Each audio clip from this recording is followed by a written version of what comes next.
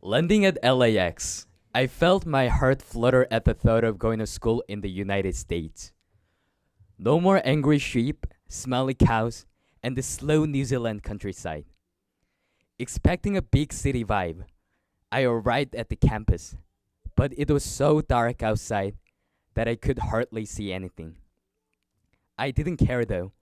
America was my dream come true. However, all such happiness dissipated when I woke up next morning. Instead of the shiny buildings I had dreamed of, the school building was nothing but a big rustic cottage.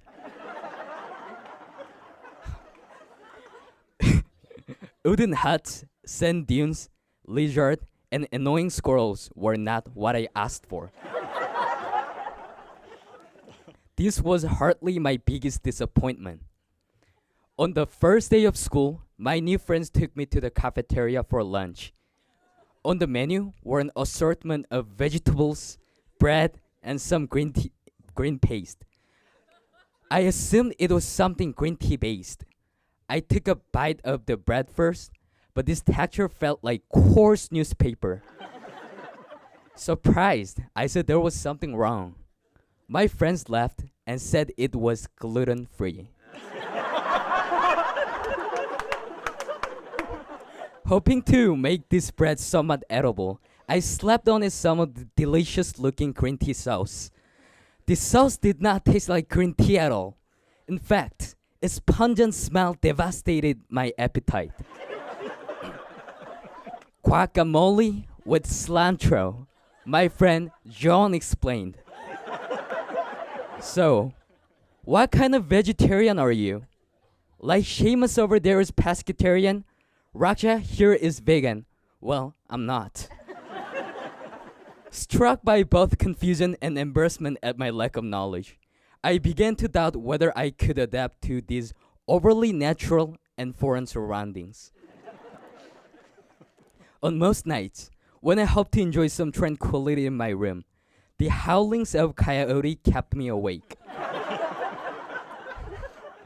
In the morning, the sound of horses woke me up. I sighed and wondered when this banal routine would end. I'm not sure whether it was during my 300th trek to school, but somewhere along the path, I realized I was taking things for granted. Peace, which had long been my dream, the free-spirited, tightly knit community, and the comfortably slow pace of the countryside life. I had let minor distractions affect my appreciation of this new experience. So I decided from then on to embrace it as an opportunity for change. Spending every day with the same group of people, I realized that a healthy social life had to be earned. I used my solitude to reflect on myself and how I treat others, which also made me realize that my desire for the big city vibe was purely superficial. Processed food and superficial relationship that did not require effort were, however, no longer what I now ask for. I could no longer digest artificially flavored processed foods. I prefer to eat natural food, which takes a long time to cook without destroying abundant nutrition. In fact, I was more careful to speak to others, worrying if I could hurt their feelings. People thought that I changed it too dramatically, but I guess I now became a person who I wish it to be. I never imagined that the eccentric cuisine at Oak Grove, which I did not appreciate earlier, could change me. Prior to Ojai, my life felt much like processed food. Easy, quick, and tasty, but ultimately lacking substance. Now, however, I feel like I'm in the process of becoming organic.